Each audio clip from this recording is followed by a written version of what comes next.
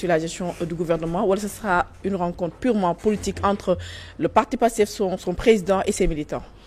Oui, ce sera une rencontre politique, hein. Ce sera une rencontre politique avant tout, parce que son est le président du parti Pastef, Momo Wote Ndadjebi, il convoque ses militants, sénégalais, donc c'est une rencontre purement politique. Maintenant, la manière de faire de la politique de Ousmane Sonko beaucoup de ñeneen ñi peut-être les politiciens classiques ni ñuy defee politique moom peut-être dafay gis lu sori ba pare di anticiper di teg ay pion di anticiper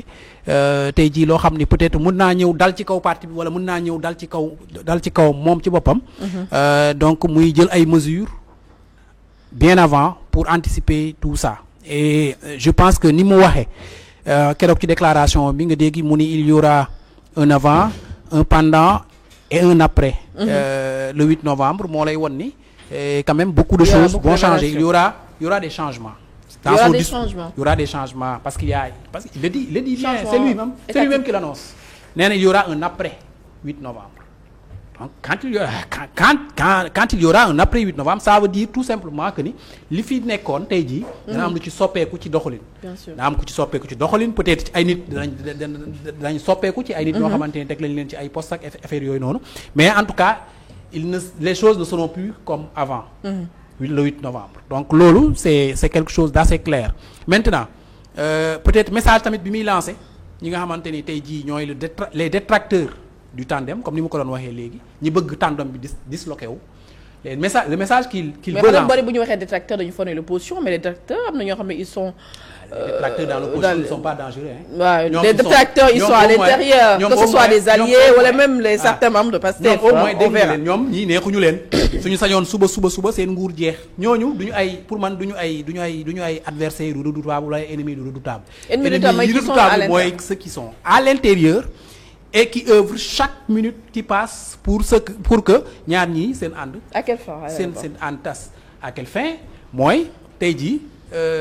peut-être li nga xamante ni tey jii moom la Pastef bëggoon amuñu ko en 2024. li ñu bëggoon bu njëkk le premier choix mooy Ousmane Sonko nekk président de la République parce que c'est lui qui porte la révolution donc tey jii Pastef amuñu loolu li fi sës la ñu am mooy.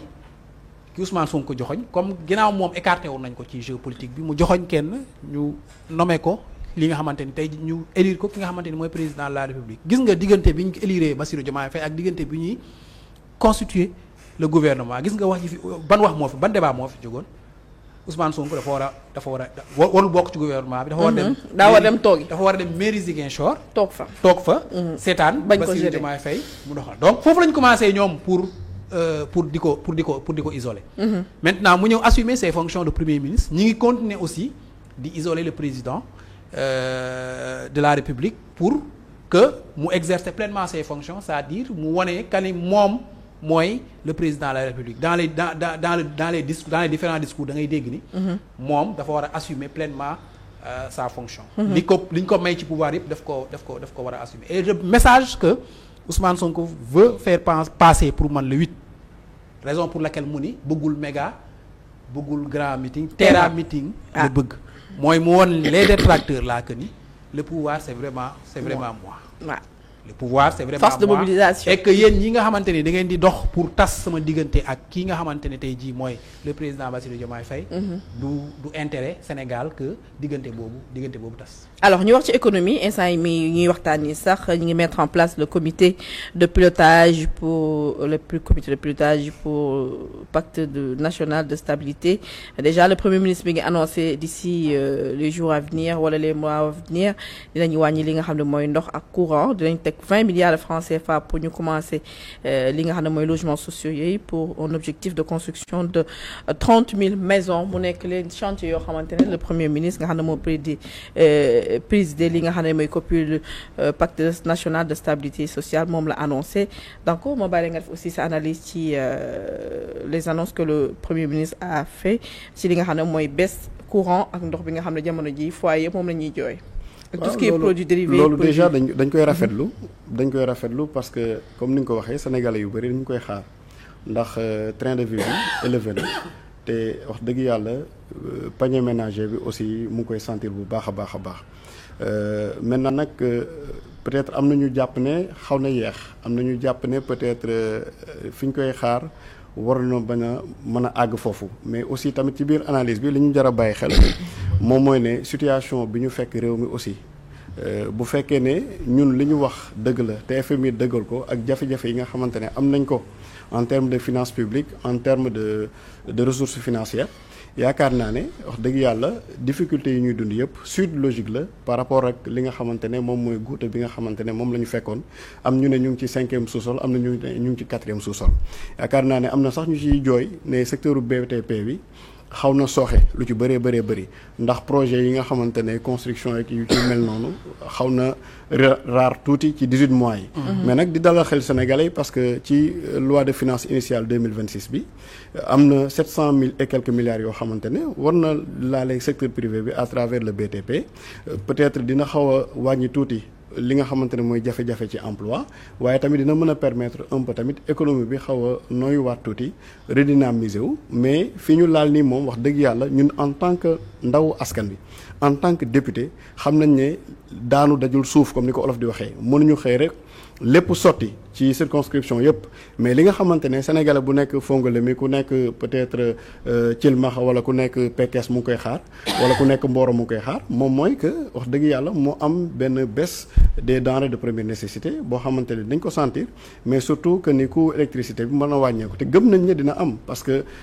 avec gaz to power bi nga xamante ne stratégie la bu ñu viser pour baisser li nga xamante ne mooy coût électricité bi war na mën a feeñ ba feeñ fi nga xamante ne ci mooy l'industrie parce que jàpp nañu ne du caage ne wàññi courant bi day nekk jeexital ci ki nga xamante ne moom mooy nekk père de famille rek mais day am jeexital bu positif ci ñi nga xamante ne ñoo yor ay industrie mën a liggéey ba nga xamante ne secteur yu ci bëri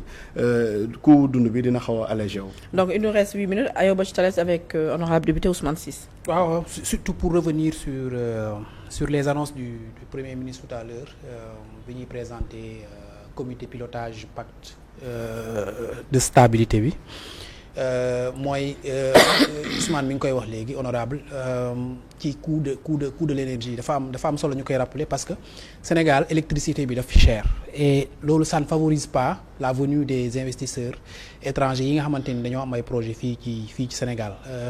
parce que boo jëlee ci dëkk yi nga xamante ni tey jii ñoom lañu nekkal en concurrence par exemple dans l'UEMOA Côte d'Ivoire seen coût électricité seen njëgu électricité moo gën a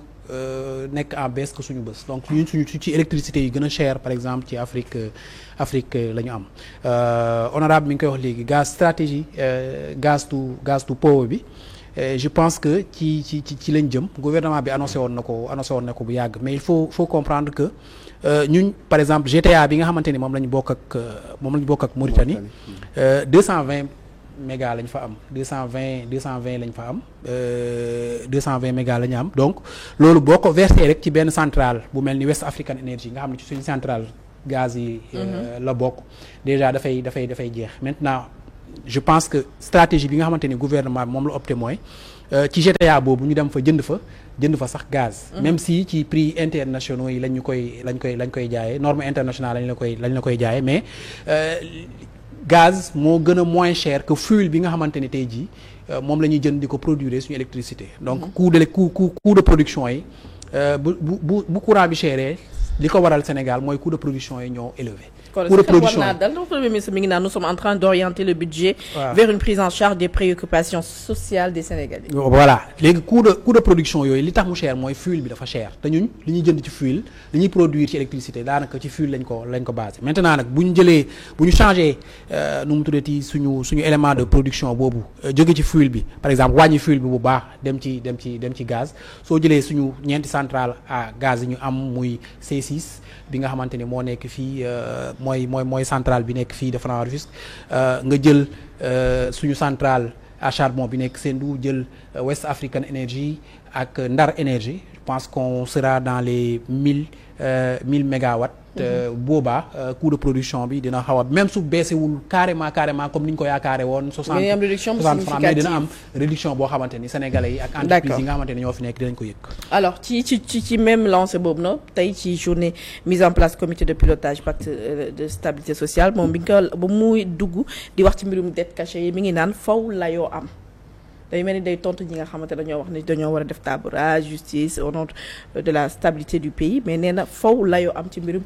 dette cachée bi mën a situer les responsabilités. waaw sànq li ma waxoon sànq nee naa pour réconciliation am vérité am il faut que d'abord ñu def justice maintenant du caagee ne ay crimes yi amoon c'est des crimes de sang rek déedéet. am na ay carnage financier am na crime yoo xamante ne crime financier la te loolu nag aussi wax naa ko ci yeneen plateau mooy maanaam du caagee ne. ki doon présider ci carnage financier boobu muy le président sortant Macky Sall moom rek la ñu war a topp ci yoon mais bépp haut fonctionnaire parce que état continuité la am na ay hauts fonctionnaires yoo xamante ne tey ñu ngi toog ci état bi garder seen poste de responsabilité wala ñu nekk ci système bi di liggéey maintenant nag ñi nga xamante ne ñoom ñëpp dañoo concourir indi souffrance bu mel ni yëpp mu nekk conséquence loolu aussi da ciy baax ñu situer les responsabilités bu ko defee ñu teg leen li nga xamante ne yoon moom la définir ci comme ay daan ba nga xamante ne jàngat dina ci am te képp koo xamante ne tey yaa ngi ci exercice su pouvoir bi jàngat dina ci am ne ëllëg boo wàccee li nga doon yor dinañ la laaj noo ko yore woon jàngat dina ci am aussi ñu ne woon kat rupture la ñu woote lawoon woon ni na ba nga xamante ne wax dëgg yàlla bu ñuy bàyyi réew mi fii ak 2050 wala lu ko topp ci ginnaaw dinañu bàyyi réew moo xamante ne wax dëgg yàlla la bonne gouvernance day nekk loo xamante ne lu ñu bind ci Bible la wala lu ñu bind ci téere alxuraan man loolu laa gëm te loolu mooy suñu posture te moo tax dañuy rejoindre parfaitement déclaration du premier ministre ci côté boobu gëm ne carnage financier boobu ñu ko def yëpp yoon dafa war a dal seen kaw parce que dafa nekk loo xamante ne nekkul lu ñuy dund situation bi ni rek mais dañ koy dund ay at maintenant nag pour revenir un peu rek ci li nga xamante ne mooy baisse coût électricité yi yaakaar naa ne ci 2026 état bi prévoir na ci gaz bi ñuy exporter yëpp ñu utiliser ko fii ci consommation bi loolu bokk na ci yenn raisons yi nga xamante ne war na mën a amoindrir coût électricité bi te mu nekk jeexital aussi ci ñun ñëpp. D'accord alors ma bàyyi la ni reste 3 minutes sa dernier mot à l'endroit ñi dañu seetaan bëgg naa laaj honorable aussi règlement intérieur bi nga xamante ne yóbbu woon ngeen ko président yóbbu woon na ko au niveau du conseil constitutionnel bu ñu am ay alinéa ak article yuñ ci rejeté ndax finalement président daf ko promulgué ba ngeen commencé ko liggéeyee parce que tey jii bu ñu sukkandikoo ci seen président groupe parlementaire bi muy wax ci rejet résolution de mise en accusation Guy Marius Sagna il a invoqué l'article 103 bi nga xamante ni ci règlement intérieur bu bees bi. article 97. ancien article 92 ak 73. donc tey jii ndax règlement intérieur bu bees bi ngeen di liggéeyee. Gisaguma fu ñu defee promulgation nouveau règlement intérieur bi il faut le dire quand même. Il faut le dire maintenant l'essentiel c'est que rejet boobu su fekkee ne dañoo indi ancien article 97 wala actuel article 103 l'essentiel que moom mooy ba xam vice de forme bi am na wala amul. Est-ce que motif de rejet bi valable na est-ce que recevabilité bi mu ngi fi wala nekku fi. loolu yaakaar naa ne moom mooy esprit loi bi. donc bu fekkee ne ci loolu la ñu tënku mën na nekk maintenant nag quant à la promulgation du nouveau règlement intérieur gisaguma ko ci journal officiel. leneen li mooy dañ dégg ni le premier ministre wala le président du parti Pastef vous avez convié à une rencontre la veille de sa déclaration est-ce que yow bokkoon nga ci rencontre boobu ak lan ngeen fa tënk. man bokkuma ci woon ci rencontre boobu mais en tant que député xam naa la. déjà est-ce que mën nañu confirmer qu'il y a eu rencontre d'abord. oui nee na en tant que député mën na la wax lañ tënkoon ci. mais périodiquement le président du parti Pastef day rencontrer les membres du groupe parlementaire Pastef. D'accord. Parce que quoi que l'on puisse dire ci biir parti bi. bien sûr mooy suñu kilifa. D'accord. loolu aussi il faut le dire pour revenir à sa légitimité moo ñu joxoñoon comme ni mu joxoñee keneen ak keneen ku mu joxoñ jaay ne moom la. donc légitimité aussi moo leen joxoñee est-ce que duñ la joxoñ fële ne. Daaru Xuddus pour local 2027 yi. dama ragal nag question boobu boo ko waxee moom damay jël bu Macky Sall bi rek. nii wii nii non. parce que am na ñoo xamante ne xam naa ne bëgg nañu. waaw te manifester nañ ko aussi. te c'est en démocratie. te buñ la joxoñee di nga dem. bon. peut-être joxoñ bi moom ci kaw ma nangu ko wala ci ma ñàkk koo nangu. Maintenant peut-être s'il y a un mot de la fin à donner. Oui, parce qu'on est à la fin de l'émission. mooy d'abord di am benn yóbbante rek boo xamante ne jóge na ci étudiants yi nekk Daara Khoudoss Diogo ak Tivaouane parce que dañu am problème ci seen i hébergement logement à l'université mu nekk nag loo xamante ne war na jeex parce que souvent ci municipalité yi boo demee ne leen où se situe le problème ñu ne ñoom dañu bëgg payeur départemental bi mu dugal telle somme ci rubrique bii boo demee ci payeur bi aussi mu ne nous sommes dans l'ère du jub-jubal jubanti man du ma créer benn rubrique te bu nekkul fii donc loolu nag il faut que ñu régler ko parce que étudiants yi tamit mënuñu xaar donc loolu yóbbante la boo xamante ne ça les tient à cœur beneen bi ci topp moom mooy axe Pekes ak Kébémer yaakaar naa ne loi de finance 2026 bokk na ci li nga xamante ne ministère des infrastructures fësal na ko moom mooy axe Ngaye Thilmakha bi mais bokk na ci programme bi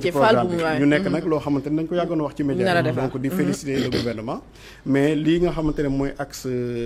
Pekes ak Kébémer ak li nga xamante ne mooy axe Ndande ak Ngandiouf bokk na ci loo xamante ne wax dëgg yàlla population yi parce que y a pas plus tard que 2 semaines laa fa demoon mais pour nga jógee Ndande rek pour nga jógee Tivaouane da ngay génn biir Tivaouane mooy Ndande parce que Ndande bokkul ci département de Tivaouane dem ba Ndande war a duggaat Ngandiouf te foofu yëpp rang-rang la te wax dëgg yàlla population yi nekk foofu te ñu tuddee ko Cayor des profondeurs bokk nañ ci li nga xamante ne ñoom ñoo war a gën a gis seen bopp ci li ñu tuddee équité territoriale. d'accord boo nee Ndande rek sama xel daal dem suñu benn oncle bu baax a baax di koy nekkoon fii ci Walf fi ñu koy woowee Fall Argon ñu koy nuyu bu baax a baax di ko ziar di la remercier bu baax a baax honorable député Ousmane Ciss